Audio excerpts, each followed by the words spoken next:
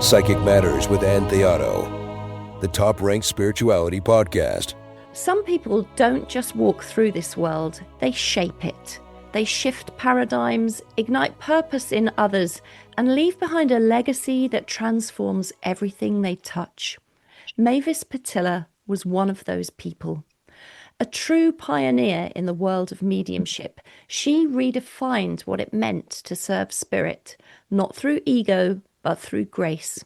Humble, wise, and deeply devoted, she never sought fame, yet became a guiding light for thousands across the globe. Through her teaching, her public work, and her unwavering presence, she raised the standard for mediumship. I was honoured to call her my tutor, and like so many others, I carry her influence in my heart and in my work. And today we celebrate the life, work and legacy of Mavis Pittilla, and we do so with someone who knew her best, her beloved wife, Jean. And together we'll go beyond the public figure and into the soul of this remarkable woman. What made her such a powerful force? How did she change the landscape of mediumship? And what lessons does she leave behind for all of us? This is the life, work and legacy of Mavis Pittilla. And Jean Else, welcome to Psychic Matters. Thank you very much. What a beautiful introduction. It's so exciting to be able to speak to you today, Jean, not just about Mavis, but also about the wonderful support that you've been to her over the years. So let's start, Jean, by asking, what do you think the world needs to understand, not just about Mavis's work, but about the woman behind it? Well, you quite succinctly described it then. She was very humble. She didn't do her mediumship or work with mediumship for fame. She worked because she felt she was serving both worlds. And she always said she was about her father's business. She had a deep respect for God, the Great Spirit, the universal intelligence, whatever title you would give to God these days. But she knew that, the task of mediumship was divinely given to her. She never saw it as a gift. She saw it as a faculty. She only saw it as a gift when it was given to others. But she did feel that she was serving both the spirit world and the people on the earth, and that it brought healing to the two worlds. And of course, she came from very humble beginnings, didn't she, Mavis? Tell us a little bit about her early days. She was a war baby, actually. She was born just when the war broke out. And sadly, her father went off to fight in the war. He didn't need to do, because he was in a protected profession. So he didn't need to join the army, but his brothers had gone off to fight. And, typical man, he decided he must do, and left mum with baby Mavis.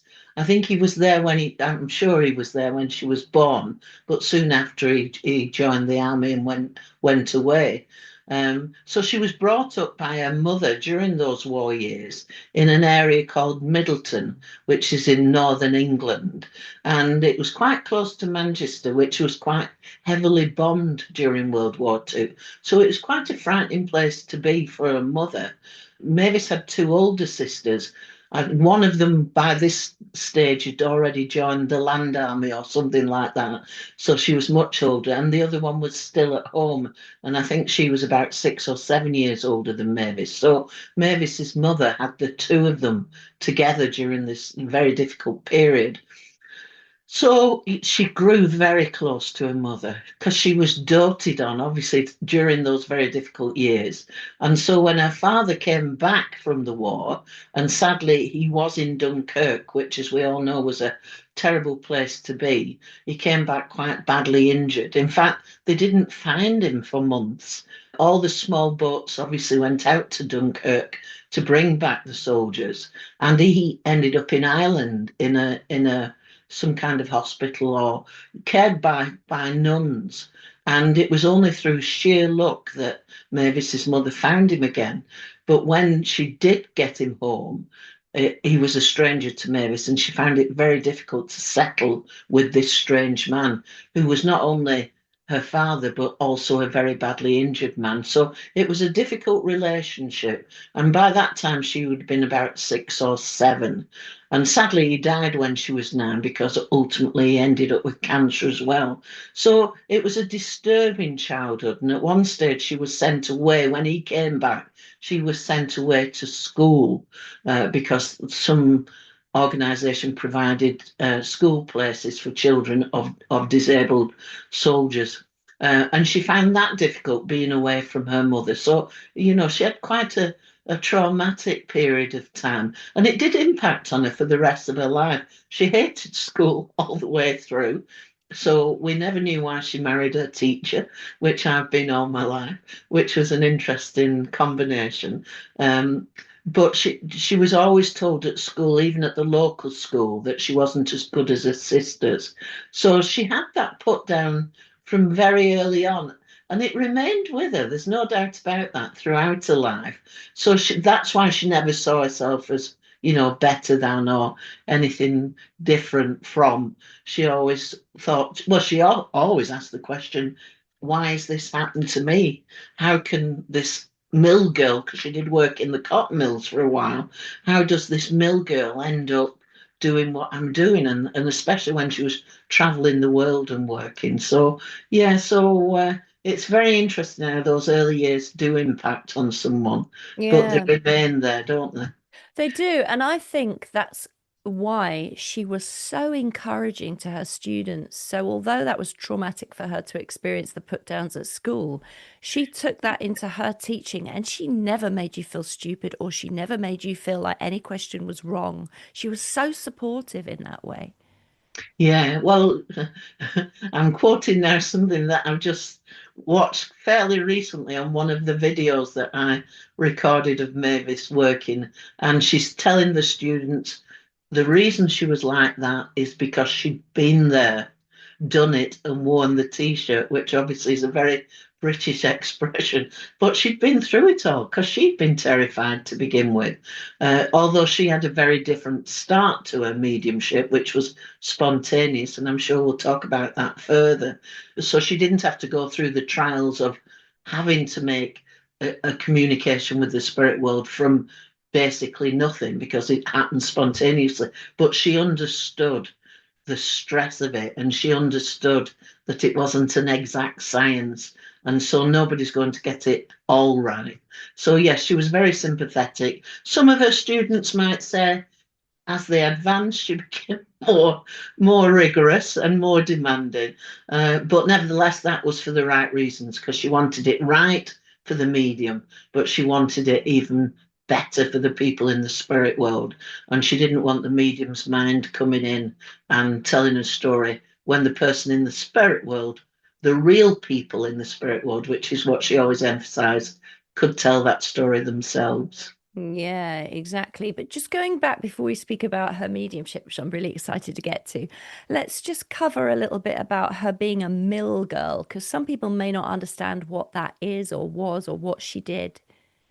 Yeah, okay. Well, she was very proud of being a mill girl, which meant that she worked in the cotton mills, which were very extensive in the north of England. Apparently, we've got this lovely damp climate, so cotton was very easy to manipulate. And around the area where Mavis lived, and indeed where I lived originally, there were lots and lots of cotton mills, and many people from whole families worked in these cotton mills. And Mavis did follow her mother into the cotton mill. Now, she actually only worked there for about 2 years, but she remained that cotton mill girl in her mind all her life, because from her perspective, it was the only job she could do, because she really hadn't got an education. Now, obviously, I know the intelligent, bright wordsmith, but Mavis never saw herself as that. And so she worked in the cotton mill, but she maintains that was a very good training environment for what happened later in life when she actually had to communicate with the spirit, because the noise was so horrendous. You couldn't hear anybody speak. They used to lip read, and they were very protective of one another, mainly women working in the cotton mill. The overseers, however, were mainly men, and sometimes they treated some of Mavis's friends and colleagues very badly, and if they did, either professionally badly or sexually badly in those days, which was, commonplace, then all the girls ganged together to help the one that was in trouble. So she loved the camaraderie, she loved the friendship, she loved everything about it. She did eventually leave because her mother left to work for another organization that had set up close by. So she was there about 2 years, but again, like a childhood and a schooling, that had a major impact on the rest of her life too. After which she eventually married and moved to Australia. So that was the total change in working environment for a while. And that was difficult for her, wasn't it, moving to Australia? Yeah, I mean, I've had this conversation with Mavis so many times. It's hard for me to understand why someone who was so close to her mother, and she really was very close, could move to Australia. And in those days, they went on what was called a £10 ticket because Australia wanted British people to go and work in Australia. And so you only had to pay £10 and you were put on a boat and he sailed for about 6 weeks to Australia.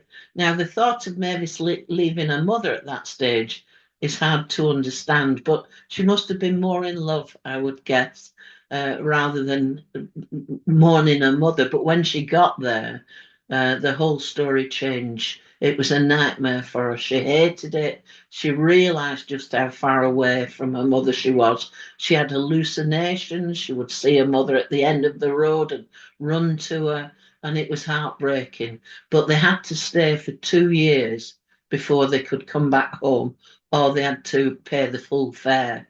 So she stayed there, but she hated every second of it. And as soon as she could, she left her husband there, who'd settled in very well into Australia, and came home with her son then, because her son had been born out there. So, yeah, another traumatic experience. But as Mavis always says, and again, this is part of her teaching, these experiences help the spirit world because they've got something to work on with you that you understand and you empathize with. So she always saw every experience as something that was really giving her platform for the spirit world to work with. And if you like, something in her subconscious mind or toolbox that was available for the spirit world, which is a nice way to look at it. But I don't think any of us really want to go through those traumas. But we all do, don't we? Nobody has an easy life, I don't think. Nobody has an easy life. Everybody's got their challenges. So what does she do then, Jean, when she got back from Australia? She's got her young son. What does she do then, and how does mediumship start to arrive in her life? So when she came back, she moved in with her sister Joyce and her husband, and with her son. And that was fine for a while. Joyce had got 3 children and it worked all right until eventually she was asked to leave because she was upsetting Joyce, not through bad behaviour or anything else, but she was being too tidy. And Joyce was not of that nature. And Mavis was a fanatic about cleaning and washing and ironing and all those things. So she was asked to leave. And for a period of time, she moved back in with her mother. But eventually she did meet another man, a gentleman called Terry, who she married. And Terry and the son, Ian, moved together. And then suddenly she became very ill and nobody had any idea why. And eventually it was diagnosed as cancer and she was given 3 months to live. And within that 3 months, she was a very Christian person, maybe. She went to what was known as the High Church of England, which is akin to Catholicism, really. It's only Henry VIII that stopped it being Catholicism. So she really had this firm belief in God and Jesus and so on and so forth. And one day she said she was just sitting at home saying to God, why me? Having an argument with God, just got married, new home, new mortgage and so on. Why me? And then suddenly, an ordinary man just in a plain shirt, open neck, appeared in front of her out of nowhere and said, go find a healer or you won't hear the New Year bells. And he disappeared immediately. So she did, and I'm sure we can all imagine this. She didn't know whether she'd really seen it or she'd imagined it. And she was on a lot of medication at the time. So when Terry came home from work, he asked obviously how she'd been, and she told him. And they put it down to drugs. They put it down to the medication she was on. But the next day he goes into work and his friend at work said, how's Mavis? And he told him this story. And this gentleman said, I'm a spiritual healer. Amazing. And so from then on, she started to see this healer. And but she was also under conventional medicine, and Mavis would always maintain you've got to combine the two. She believed that people in the medical field, at any stage received, if you like, droplets from God. So they were being trained on how to work and diagnose. So she would never ignore the medical profession. So alongside the two, it was eventually discovered that she'd got TB of the kidney and it wasn't cancer at all. So once they found that out, and that's another long story, once they found that out, they were able to treat her. It took her a long time to get well, but at the same time, she was constantly now seeing the spirit world.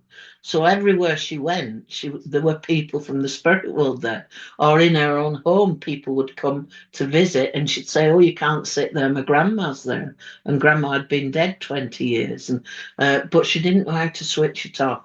So that's really how the journey began. It's extraordinary. She couldn't share that with her mum, did you say earlier on? Oh no, well, as a child, eventually As a she child. did. Yeah, Oh. as a grown-up, she did. Her mother still didn't want to know anything about it. Right. But yeah, no, by this time she couldn't hide it because she was telling her mother and her husband and the son as well about the things she was seeing. But she didn't understand it all, and she literally could objectively see and hear. So she was picking up some interesting information, and she said she lost a lot of friends because she would, either tell them that the relatives were there, not realizing about the morals and ethics of it in those days, or she would know who was having an affair with who. And, and some people didn't want that revealed. So again, a stressful time. And then eventually, the healer gave her some advice on how she might maintain some semblance of control and sent her to a local spiritualist church. And that's where she went and met her first teacher, a wonderful man called Mr. Brooks. Beautiful. And so she continues to attend that spiritualist church with Mr. Brooks. And is this how she comes to learn how to control her faculty? Yeah. Mr. Brooks was not a medium, but he was the president of this church. And this church was literally a converted house, a small terraced house in Middleton where she lived. But he ran a church there. And he was her best teacher, and she loved him very much indeed. She didn't at first, because she said he was very stern looking. And in those days, she always used to describe herself as in a miniskirt with her hair piled on the top. And so who was this young woman that was coming in? And but he did train her, and he obviously talked at length about what was happening.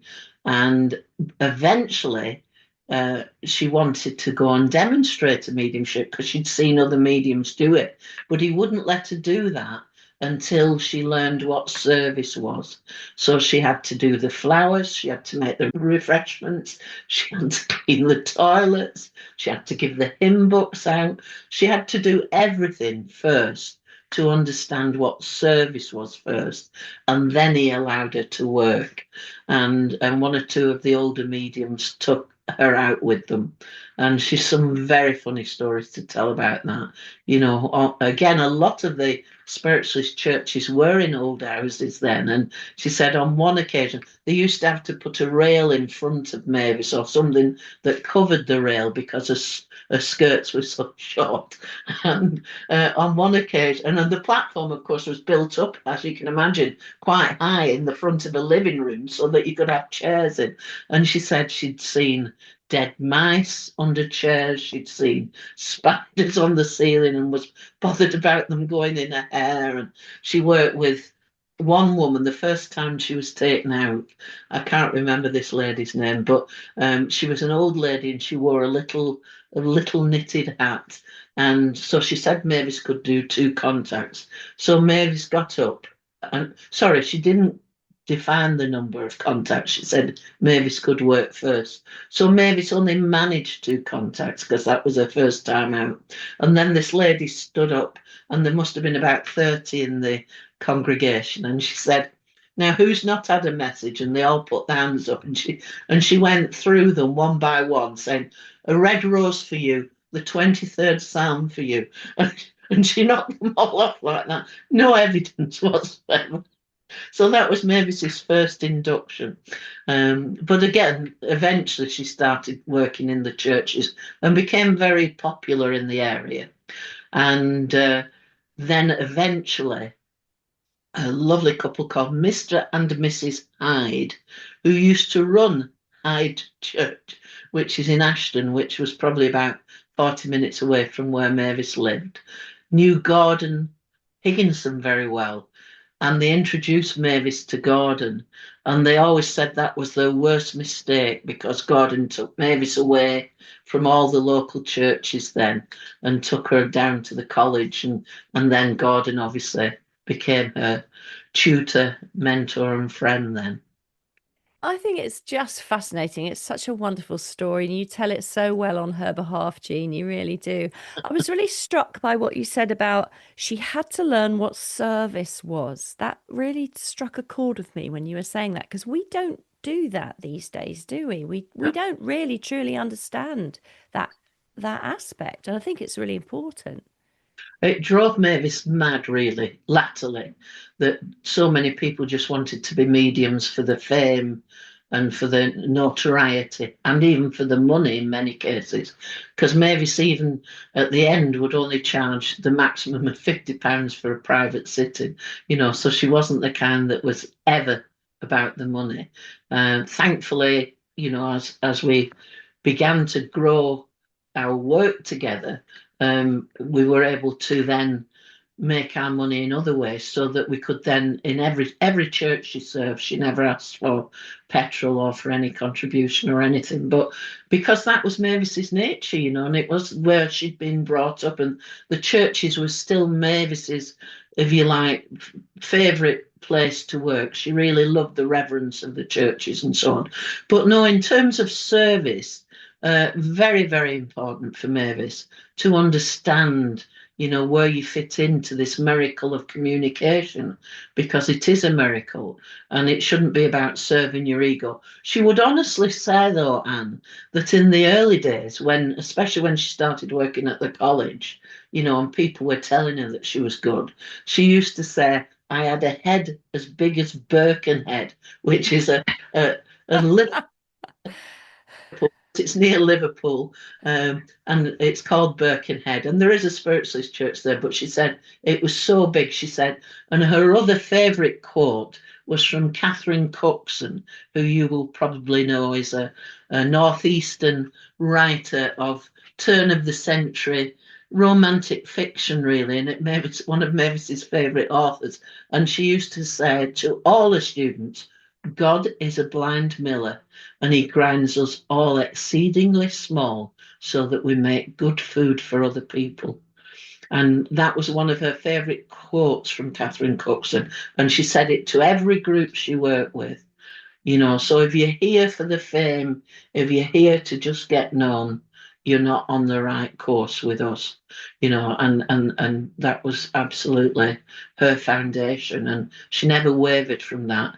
However, there are always mavericks, and you get one or two that come along, and one or two that claim they've been trained by Mavis Pittilla when they've spent a couple of days with her and so on, and especially now, following her sad death, although we know she's still alive, it doesn't take away the pain of the physical, but it is some kind of solace, really. But there are people now that claim Mavis has trained them, and I know full well they've never been trained by Mavis. But we knew that would happen because people used to say it about Gordon too. So it's one of those things you live with. But all Mavis's real students will be humble, will be doing it for the right reasons, and taking Mavis's legacy forward, and that's something that I'm very grateful for, and I know Mavis and I are very proud of as well.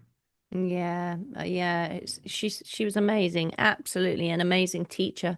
So she goes on to the Arthur Findlay College. She's been taken under the wing of wonderful Gordon Higginson. I know, I mean, we could talk forever, Jean, of course, but we need to try to, or I certainly need to try to work out where we're going with this because there's so much to cover. But I know she goes to the Arthur Findlay College and she becomes a senior tutor there, doesn't she, Jean? Yeah, he took her down to the college when she was still in recovery from her illness, actually. And he just used to say, just lie in the blue room. Many people that have been to the college will know that, and just receive healing, really. But eventually, obviously, she became well enough and used to sit in the lectures. And as she said, in those days, you didn't, there were no workshops. You just sat in lectures all day and talks, and nobody demonstrated. And obviously, there were a lot of well-known tutors from the old days there, including obviously Gordon as the president, but a lot of other well-known mediums. And she said it fascinated her, but she found it difficult to just sit. And she said if you were lucky at the end of the day, one of the tutors might say, and you three come up and demonstrate. And she said, and the first time that happened to her, she was a wreck. But then she knew she loved it, and eventually, obviously, she travelled the length and the breadth of the country with Gordon, so it wasn't just at the college. And so she learned. She said she learned more driving in the car with him, not only about the mechanics of mediumship, but the philosophy of mediumship. And she said they used to have some wonderful, wonderful discussions. And so eventually, she did start to work with Gordon at the college. And when Gordon decided that he wasn't going to organise any more weeks at the college, he actually handed over to Mavis his favourite weeks. So she actually became the kind of guardian of Gordon's courses, and she introduced group work. It was Mavis that actually introduced it for the first time ever, and he didn't like it at all. But obviously, that's the foundation of the work that goes on at the college now. And after a number of years, she was asked to be the senior tutor there, and she was very honoured to do that. It didn't, however, entirely suit her, because Mavis was not a committee person. She wasn't an organizer in the sense of she was a creator. She was a motivator. She was an encourager. But sit her down with paperwork in front of her or to talk in a committee, and she hated it. So that didn't last very long because it needed someone that had more of a kind of organisational structure than Mavis, but nevertheless she was honoured that she did do that for a while. And obviously she worked at the college for, I'm just trying to think, over 40 years, which is an awful long time for anyone to work. And she's been serving the churches for over 55 years. So, I mean, that's an amazing legacy. I don't think many people will ever exceed that. And, with 2 months before she died, she was doing her last church service. We obviously didn't know it was going to be the last, but, she did it. And And she was teaching really online with me to up to 2 weeks before she died. She wasn't on screen because she'd been on steroids, so she didn't look like the Mavis you now see behind me. But nevertheless, she couldn't not intervene and tell the students what she thought. And of course, they really loved her for that as well. Yeah, that's just wonderful. And that is a huge and amazing legacy, isn't it? And actually, she's been honored at the Arthur Findlay College with her portrait on the wall, has she not? Underneath Gordon, yes, just because I've got photographs of Mavis at the college standing under Gordon's photograph, Wow. and we never envisaged that Mavis would be there. So yeah, very honoured to have Mavis there, and she's also got a portrait in Lilydale, and she's also got a portrait in the Fox Sisters schoolhouse at Hydesville. So she's been honoured in all those places. So it's rather wonderful to know that. That But is, the college is obviously the mecca for Mavis. yeah, yeah, of course. And also, it really does help us as students when we go there and we stand in the library and we look at Mavis and we look at Gordon and all the pioneers on the wall. It helps us to remember their teachings, and their tuition helps us to feel calm and to be able to work, because it's like they give us their power from the portrait almost.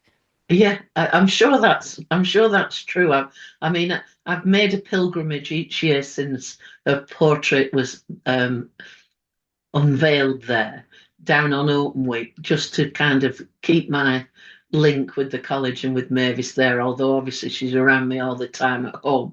But I still think it's lovely to see her in the library because I know she loved the library, as did Gordon. It was his favourite room. And she'd experienced some wonderful times with Gordon there when he sat for trance and physical. So the library was very important. But I always remember when Mavis was working in the library, I'd look at Gordon, and you always had this sense from that portrait of Gordon that he was watching you. You could almost see him smiling and so on. And I'm sure that that's what people will experience with Mavis too. So yeah, very, very special. Yeah. Jean, what do you think Mavis believed separated an average medium from a really exceptional medium? Belief, trust, knowing that you were working with real people, not somebody that was just floating around on a cloud. It drove her mad with people that said they're stepping forward. She used to say, where are they stepping forward from? They're already here. The only reason that we can't see them is because we haven't opened up to blend with them. We haven't, extended our auric field to feel that blending. But they're not stepping forward. They're already with us. So, but in terms of Mavis, the understanding of service, that, a good medium understands that they're serving both worlds. And a good medium understands that it's the conversation and the communication with the person in the spirit world, rather than it just being the mechanics of head mediumship and snatching. She always believed that a good medium, you would feel the essence of the communicator. You'd feel the love. You'd feel the fun. You'd feel everything about that communicator. And, I've seen Mavis demonstrate beautifully where, she'd have the audience laughing because of the character of someone. And then the next minute they'd be crying because of the empathy and the closeness between the communicator and their loved one. So that, I think, was the main difference. And some of that is natural with a good medium, but some of it is the craft and delivery. And again, those egotistical ones that just want to be showing off about how good they are drove her mad. And of course, they're not doing it for the right reasons, then they're doing it for themselves. So that would be the big difference. As far as average medium's concerned, Gordon used to say to her, and this is really interesting, when you talked about the quality of mediumship and the characters of mediums, he would say, now this is going back in time, if you were wanting to send a letter and the only envelope you had to put that letter in was a creased and dirty envelope, would you still use it? And of course, the answer is yes, because it's the only envelope. And he always maintained is, well, the spirit world sometimes have to use people that are not the best, because sometimes there's such a need for that communication that they'll work with anyone, So he firmly believed that. But obviously, from Gordon's perspective, who was an entertainer, but he did it again for the right reasons, because he never took any money. When Gordon died, his desk at Longton Church was full of cheques that people had sent him for work that he'd done that he never cashed in, because he wasn't doing it for that either. And that's quite a remarkable story. And she loved him so much. So she followed in his footsteps, really. And average mediums can get better. And that was part and parcel of Mavis's training, really. But you can only get better if you've got the desire to do it properly. If the desire is only about, being known for it and being patted on the back, then that's not Mavis's way. Yeah. And what did she think, Jean, about our responsibility as mediums? Huge, and she talked about in her early days going along to mediums, so-called mediums or psychics, with a friend who'd had an accident at work, and she said they were only young. She didn't understand really what was going on, and the psychic said to sue the company that she worked for, because she would get some money if she sued the company. And they go along to another medium, and that's confirmed by the other psychic, more psychic than medium. And eventually she mortgaged a house to sue the company, and she was a single parent, and she lost everything. And so Mavis always used to use that as an example of not to believe everything that you're told, because the spirit world can only give you a glance into the future, and the psychic, if they can't read your past, can never predict your future. And a lot of psychics can't read the past. She could read somebody from pre-birth. She could read them from in the womb. If the recipient knew what the mother's pregnancy was like and the birth, then Mavis, she didn't ask them to tell her. Mavis would tell them about it, and she could read right the way up to the present time. She didn't believe people got the training that she had with Gordon, because he was a hard taskmaster in making in those days, do diagnosis and everything. So she'd been trained so thoroughly, and it did become her lifetime work. And she would honestly say she'd neglected family because it became such an obsession. And she always talks now, and again, I've got beautiful videos of her talking about know yourself and safeguarding your family, because in hindsight, she would have done more to do that, because it does become an obsession with people. But the moral and ethical aspect of mediumship for Mavis was key, and it is a big part of the program that we developed together. And again, all Mavis's trained mediums have that at the forefront of their mind all the time, and that's key. Yeah. What did she say then to those who might be listening to this or watching it, who are struggling to trust their mediumship? What would Mavis's advice be there for them? Right, very interesting, this. Because I've just edited a video on it talking about it. So everything you're asking me has more recently come to my mind. Obviously, I've filmed Mavis over all these years. Never watched the films or listened to them again, because I had Mavis with me, and it's only now that obviously I'm going through them all. For those that the trust and the belief is key, but the conscious mind interferes with that all the time. So Mavis did a beautiful lecture called The Lion and the Lamb. And obviously that's a biblical saying that the lion shall lie down with the lamb. And Mavis used that as a metaphor for saying that the soul mind, in other words, the whole of everything contained within your soul, the spark of God, all the clairs within your soul, is a soul mind. And that soul mind is the lamb, the gentle lamb. that we use. Doesn't shout at us. It's just there for us if we seek it. The lion is the conscious mind that roars and it's negative and who do you think you are to be doing this? And you've got that wrong again. I wouldn't bother. The conscious mind is what destroys everything. But you can't eliminate the conscious mind. So you've got to get the conscious mind, the lion, to lie down with the lamb.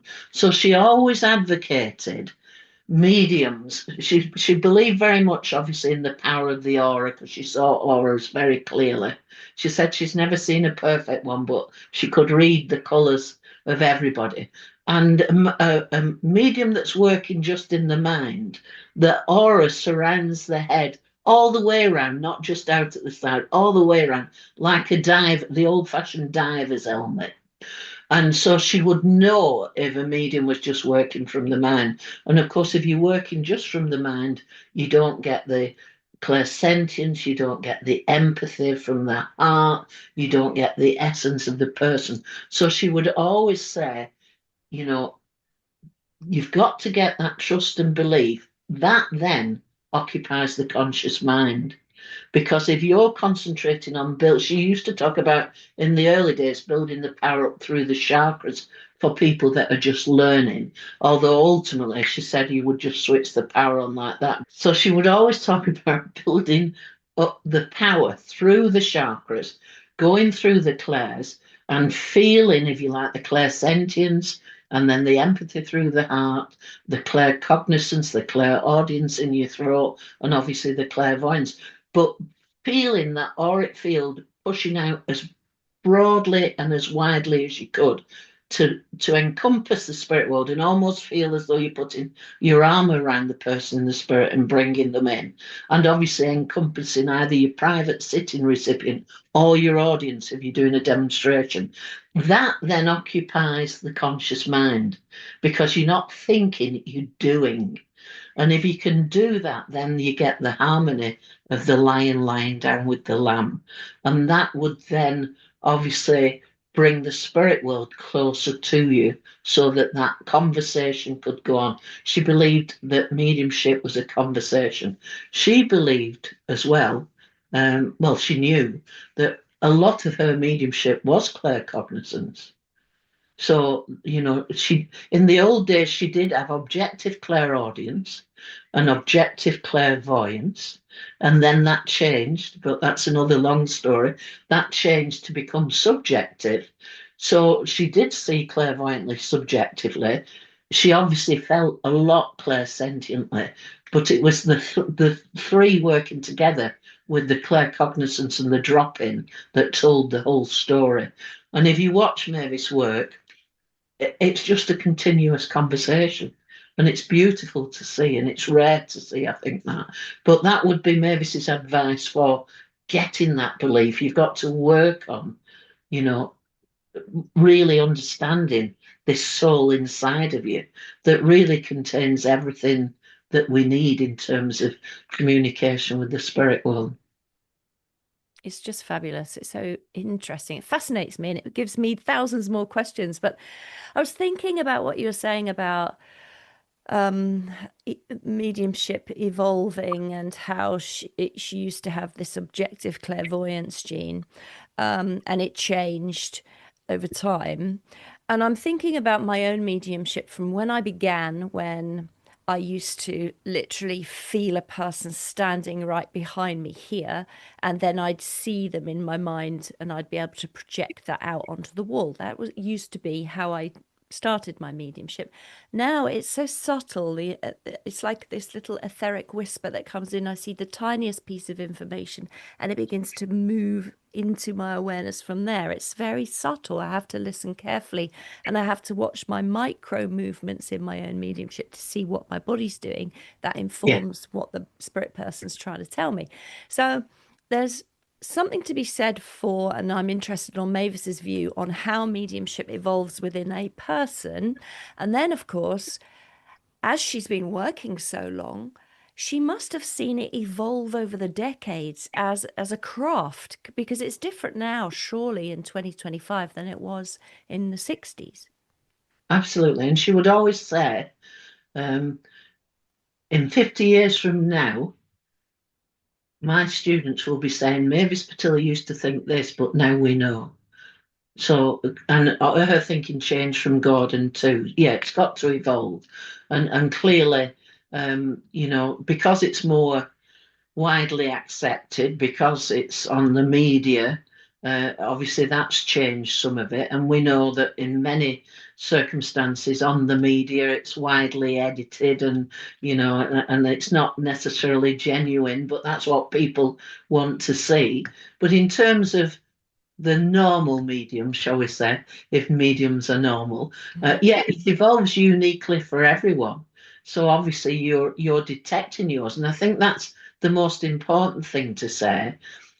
Mavis would always say, keep a journal.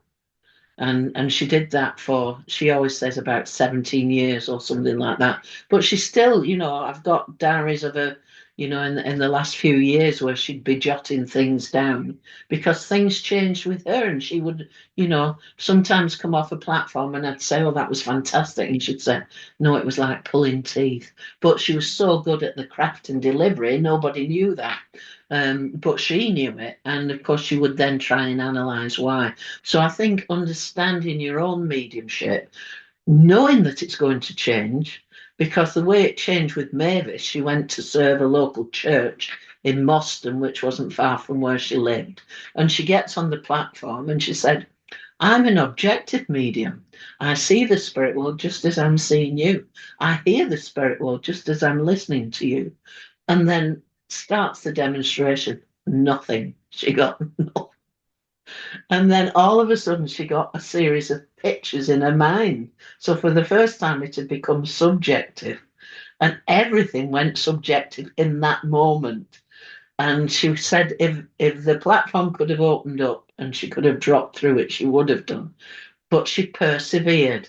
And she talked about a lady that had a stooped back that used to work somewhere where she had to wear a hairnet. And she was seeing her own mother working somewhere. And she said, and she saw a row of Crawford cream crackers, which the British will know are the old-fashioned crackers that you'd have with cheese or something like that. And she saw them stacked on a shelf behind this lady. And she just said, and the name Crawford is very important. She gave it as she saw it. And a lady put her hand up and said, yes, that's my mother, whereas Mavis had seen her own mother. And they did have a shop eventually, so she'd seen the shop and the road. So hers changed like that. So then she had to really work hard to now not only see it, but interpret it, but give it as she got it. Because obviously the biggest problem with most mediums is they try and work it out, or they don't give it exactly as they're seeing it, And she used a wonderful example, and I don't know whether this will be relevant, but she always used to say that no one would ever give her a special word that her grandfather had for her, because they would think, I'm not giving that, it's stupid. And her grandfather, who was gassed in World War One, and was blind, only knew Mavis as a little girl, and he only knew by the sound of her feet coming in the house that it was Mavis. And he used to call her Marajak. And of course, if anybody got that word, they'd never give it. And the reason he called her Marajak is because he used to send her to the local shop to buy what was called a Marajak card. And it was a little cardboard envelope, if you like. And I don't know how much they paid for it, sixpence or something in those days. And she'd bring it back to grandfather, and grandma would open it because he couldn't see. And she'd tell him the name of a horse that he'd now bet on in a race. So I'm going to say it had Red Rummin, which obviously is a later horse in England. But he then listened to the radio for that race to see whether his horse had come in. So Mavis became Marajak. It never was Mavis. So, and she always maintained that that's what the medium would deny immediately. I'm not giving Mavis that name. It's stupid, and that's the problem, isn't it? And we all used to wonder with Houdini when he, railed against mediumship, even though he'd been a big follower, because he never got the nickname or the code word from his mother. And Mavis and I always said probably the medium just wouldn't give it because they'd think it was silly, And it's so easy, isn't it, to take. Yeah. Whereas Mavis believed you should just give what it is. And if you get a no, there's no harm in getting a no. She always believed if mediums got all yeses, then they were fraudulent, or the recipient was one of those that was just taking any message that they could, So yeah, that's interesting. That's reassuring as well, I think, for people listening. I remember I did, it's such a shame I couldn't do a longer course with her, but I did do a 6-week course with you and with Mavis. And it was what I learned there has just stayed with me all of my life since then, and I pass it on to my students. But when you're in a class and Mavis would say, right, who's going to work? And there'd be a silence. We'd all be looking down.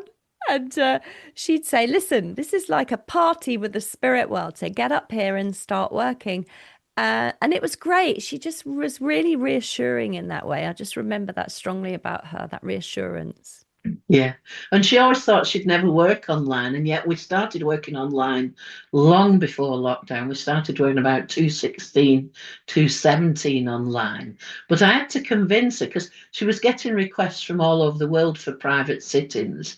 And she always just used to like doing the private sittings in our dining room at home, and people would come here. And, but, I persuaded her. If I make them experimental and we don't charge anyone, will you try them?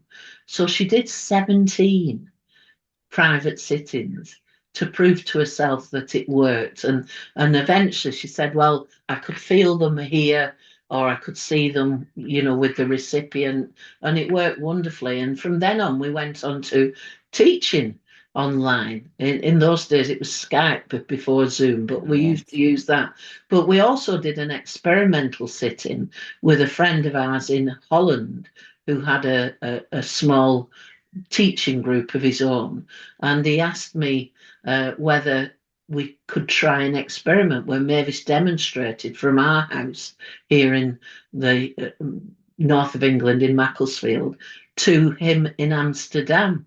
So we set it up, and he got 20 recipients in his room in Amsterdam, and I filmed Mavis in our room, and he sent me the live stream of the recipients, and I projected that onto our living room wall, and Mavis stood in the recess by the window with the curtains closed behind her and did this wonderful demonstration. And Mavis was being zoomed onto their screen in Amsterdam. And it was the most remarkable demonstration. And I don't know whether you remember, and actually it's just come up in the news recently, but there was a plane full of Dutch people that was shot down by the Russians. Probably, well, it must have been about 2016, 2017, and it was an accident apparently, but they were nearly all Dutch people, and we'd never thought anything about this. But Mavis picked up this young man, and she said, "This young man is telling me that he was on his own when he died, but he wasn't on his own when he started his journey," which is very weird to say, isn't it? And she went on with more evidence. And then this lady stood up and again projected on our living room wall. And she took everything and she said, yes, that's my son. And apparently he'd been on that plane and obviously got on the plane with friends. And then it had been shot down. And he was found, obviously, on the ground on his own. But more wonderful information.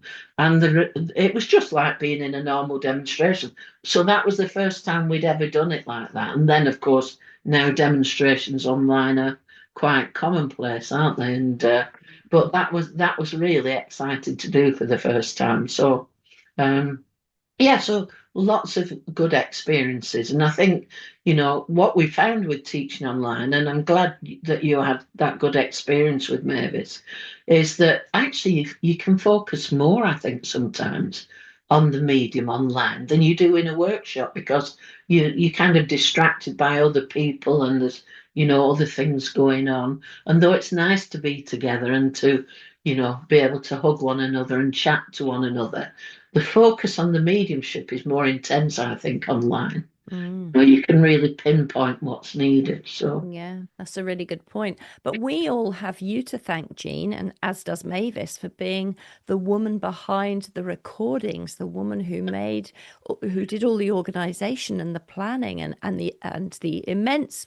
admin to get people into the classes and make everything run smoothly. So, we just want to thank you for doing all of that and capturing these things for the future. it was never my intention at all. And as I said right at the beginning, Mavis could never understand why she married a teacher. But I do remember when we first got together, we'd known each other since 1983. So we'd known each other years and years.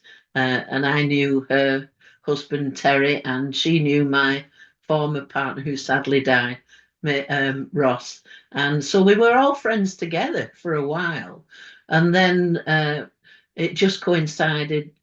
She parted from Terry and my partner had died. And in 1999, we got together properly.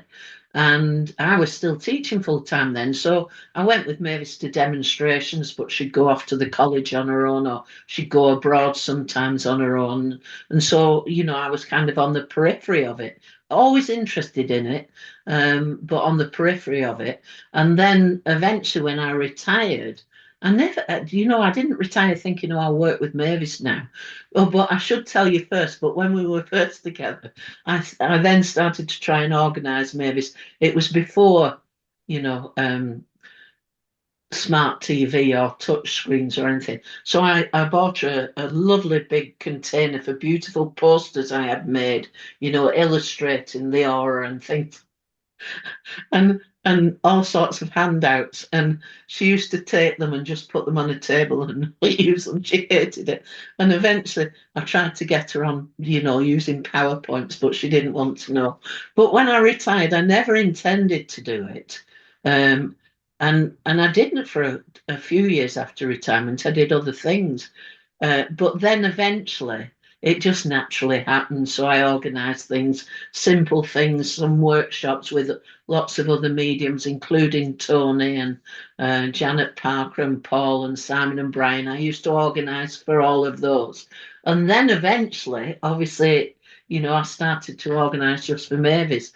And eventually she got into using PowerPoints with me and so it emerged naturally. But the one thing that Mavis loved is I never wanted to be Mavis.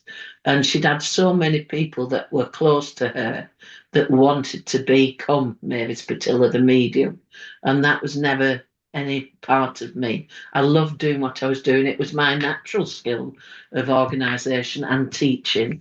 And so we became just a lovely combination and thoroughly loved working together. So, it was beneficial for us both. So yeah, I mean, super beneficial for both of you and super beneficial for all the students that are still to come to learn from Mavis. Absolutely. That's the thing. Yeah. So, yeah, we've got a lot on our programs already. So that and what I did do, and just shortly before Mavis died, I introduced a teaching course, a teaching program called Teaching the Teachers. And the Mavis Pittilla program, and because we'd had a lot of people online with us for years and years that were in New Jersey and Boston and in this country as well, and so obviously Mavis was the one that ran all the courses. But I thought this is such a shame because they all love Mavis so much and Mavis's ways. So I introduced a teaching program, which again was second nature for me. And it was a 3-year intensive program. And we started off with about 30 students and we ended up with 15 qualifying. And sadly, I had to do the kind of graduation after Mavis died, just shortly after Mavis died, because she was too poorly at the end to do it. But we've got those 15 teachers absolutely immersed in Mavis's ways, and they're carrying on a legacy all over the world now, which is gorgeous for me. And and they're honoured to do it. And I always said to them, I can't promise you any work. I probably could have done when Mavis was alive, but obviously, once Mavis had gone, I didn't have the access to this resource that I have got, because I'd never watched half of her films. They were just kind of stored and so on. And then suddenly an invite came along for me to run a program based on Mavis's teachings, and I was able to then incorporate all these extra teachers. So it's been fantastic for that. Ah, that's super brilliant. And people who might be watching Jean or listening, if they want to learn from Mavis, where can they go? How can they learn from her teachings? Well, visit our website, which is just www.mavispittilla.com, and all the details are on there. And we run our own, what we call Simplicity of Spirit program, which is based on one of Gordon's titles, and it's based on the beautiful snowdrop pushing up through the hard earth. So the simplicity of that snowdrop, but the determination to push up through the worst of the winter in a natural way to blossom and bloom. As she saw mediumship, she always believed that that's what happens with mediumship. It's a hard journey. It's not an easy one. But she, again, one of Mavis's favourite expressions was, mediumship is a pearl of great price. And just like the pearl is created by the irritation of the sand in the shell, it's only by the irritation and the hard work to become a medium that the lustre of the pearl emerges. So that was Mavis's philosophy. So all our work's based on that. And the programme incorporates all Mavis's videos, talking about teaching from the beginner level really up to the advanced level, and those are shared with all the students on the program, and they're just fantastic. I mean, it's hard for me, having lost her physically, to not believe she's still here, because every day I'm editing videos, listening to her. I talk to her all the time. These photographs here, I've got huge photographs in the house, in the garden, in every room, and I talk to her all the time, and it makes it easier to just talk because I'm watching her and seeing her, and I do always know when she responds in one way or another. So that's a thrill for me. But the kind of development of the teaching, and the teachers that teach on our course are three British, well, one Irish and two English teachers that have been with Mavis and I since about 2014. So they're immersed. We always say if you cut them open, you'd see Mavis Pittilla written in the middle of them. So again, they've got the experience. They quote Mavis excessively, I suppose, in some ways. But once you see Mavis in action, I mean, again, it's been my privilege this last 2.5 years to re-look at all those videos that I'd taken, which were never intentional. I just like filming, and to listen to them again. I only watched one yesterday that I haven't seen for ages, and I'm learning more actually as I go on, because I suppose I just sat there knowing it was my Mavis up there and enjoying listening to her, because she was so eloquent, wasn't she? And Yeah. such inspiration that I really didn't take a lot of notice sometimes of what she was saying. But now I'm having the added bonus of being able to absorb all that and enjoy it. Yeah, that's beautiful, Jean. And I want to honour you as well for your teaching, because when I did that little course with you and Mavis, your teaching was absolutely phenomenal. And so thank you very, very much for that. That's sweet of you. Thank you. Can't remember the talk, but anyway. Ah, well, you have such a knowledge, you see. That's what's so interesting. You're such a fabulous teacher of mediumship in your own right, yet you say you're not a medium. Yeah, and I will be receiving a kick from Mavis if I repeat that. I mean, I don't see here or feel spirit. Let me just say that. I'm naturally intuitive because I was a teacher all my life. I was probably too sensitive for Mavis sometimes because I drove her mad because I knew what she was thinking. So she never got away with anything, and it drove her mad. So, and obviously, all the knowledge I've got is through osmosis, really, by being with Mavis all these years. Yeah. And I suppose because I've got that natural teaching ability, I don't just listen, I watch, I observe, and I can see where things could change in terms of craft and delivery. But I know from observing people work, and I still run a legacy practice group, free of charge for anybody that's worked with Mavis 4 times a month, and a lot of the mediums that we've known over the years come on that because even professional mediums need somewhere they can practice. Yes, It's discreet, because you can't practice with your students. So we have fun on that one as well. But I can tell when people are just in the head, or they're making the story up, or they're not delivering it properly. I've got one gorgeous friend on that always says, I've got a lovely lady here, or a lovely gentleman. And it drives me mad, but I'll never change it. Whereas I always believe you've got to have the adjective before, and you've got to say, I've got this vivacious, strong woman here, or this, use the adjective, because Mavis always used to do that because that's the essence of them coming through immediately. So I can do all that kind of stuff. Yeah.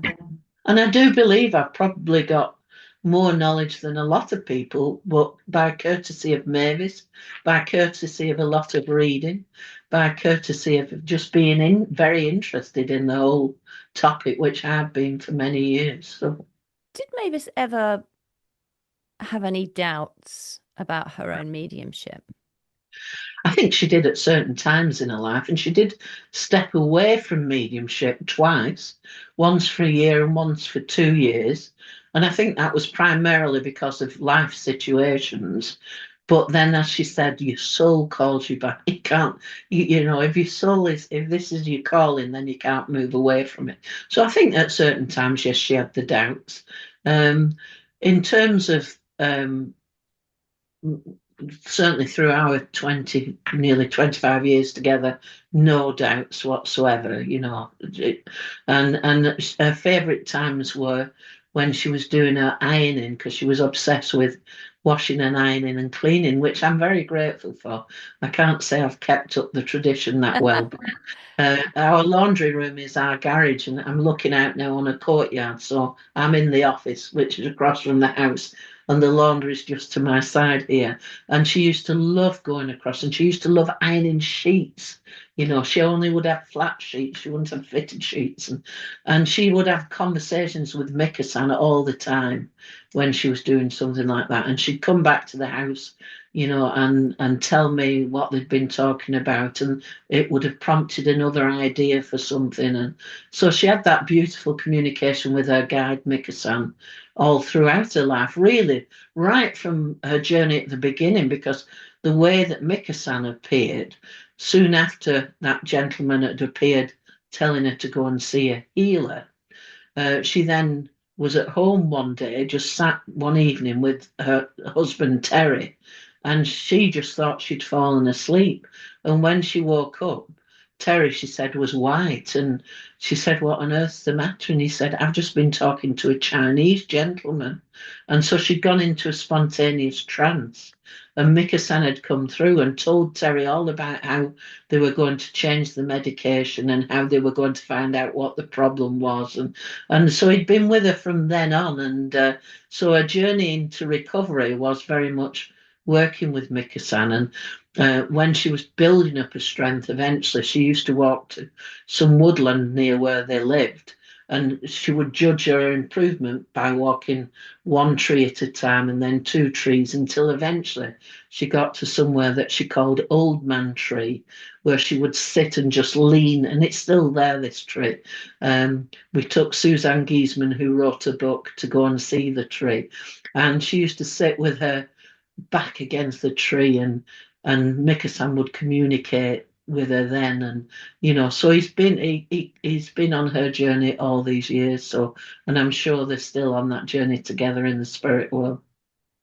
That's so beautiful. It's a great story as well. It Yeah, must have been so shocking for Terry. yeah. Before we finish, Jean, we know a lot about Mavis's work now through you educating us through this beautiful interview. What about you personally with Mavis, behind the scenes, away from the public eye? What is your lasting, beautiful memories of her, just on a more personal basis? A simple life, really. She moved over to move in with me. And as I've said previously, my partner had just died or not long before, and we bought the house together. And I did say to Mavis, should we buy somewhere, that's ours? But she never wanted to leave this house. She'd visited many times before, so she never wanted to leave it. And she used to always say she loved living in this area, which probably is about 90 minutes away from where she used to live. And she used to it's in Cheshire, which is a beautiful part of England. And she always used to say it was God's country. And so the simple life, really, being at home, as I said, her washing, her ironing, and her cleaning. If she wasn't doing a mediumship, that's what she was obsessed by. Just settling down at night with her gin and tonic and watching TV. Going on holiday and traveling, obviously, we did all of that. But it was a simple life at home that Mavis liked, visiting the garden centre, driving into the hills in Cheshire and Derbyshire. She was just very contented. She never stopped loving nature. So listening to the birds, the morning chorus, and the birds in the trees at night, she used to always say they're telling the little stories of what they've done during the day, and the change in the seasons, the autumn leaves, the daffodils coming up, the snowdrops and the daffodils, everything. She was a real she talks about awareness a lot, Mavis, in her mediumship, because she really believed that awareness was key, not only physical surroundings, but awareness of yourself and your soul. But she was constantly aware. She didn't miss anything. She just absorbed it, and she kind of found the joy in simple things, because those fed her soul, because she wasn't the person on display then. She could just be Mavis, and she could have a comfy leisure suit on, and she could smoke her cigarettes because she was a good smoker, and she could just be Mavis, and that's so important. And it's interesting because when Gordon died, from when he died in 1993, from then till the Mavis's passed, she never ever got a good contact from the real Gordon. She always used to say they only bring through the teacher, the speaker, the philosopher. They never bring through the Gordon in his slippers and his cardigan, who used to play the piano for her. He used to always play My Dearest Dear for her. And they had such fun, silly times together, as well as Gordon being a teacher and a mentor. And nobody ever brought that through. I'm pleased to say I have, again, from some of my um, friends and colleagues that practice on my legacy group, some lovely snips of things that they wouldn't have known, that tell me, that's the real Mavis. So telling me that she was a good speaker and presenter isn't telling me about my Mavis and the one that I knew. So yeah, so yeah, there's always, people have such a life story, don't they? And she always used to say that in her mediumship teachings. Don't forget that these people lived a real full life. They're not just the grandma in the kitchen now. They may have done something extraordinary at some time in their life, and we shouldn't ever forget that. And they may want to talk about it. So, yeah, but very, very special times. Yeah, a bond, a unique bond, I think we had. Mavis Pittilla's legacy lives on today. Her teachings endure, her love persists, and her voice resonates in the hearts of those fortunate enough to have learned from her. To those who knew her, to those who studied under her, and even to those discovering her for the first time today, she left behind a roadmap, a path to truth, to love, to spirit. Jean Else, thank you from the depths of our hearts for sharing Mavis with the world and for carrying her legacy with such grace, such courage, and such unwavering love. It has been an honour to sit with you today and celebrate the life and work of someone so dearly loved. And to Mavis, now in the spirit world, thank you for everything.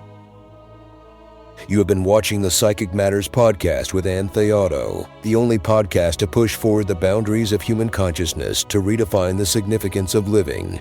Subscribe now so you don't miss future episodes.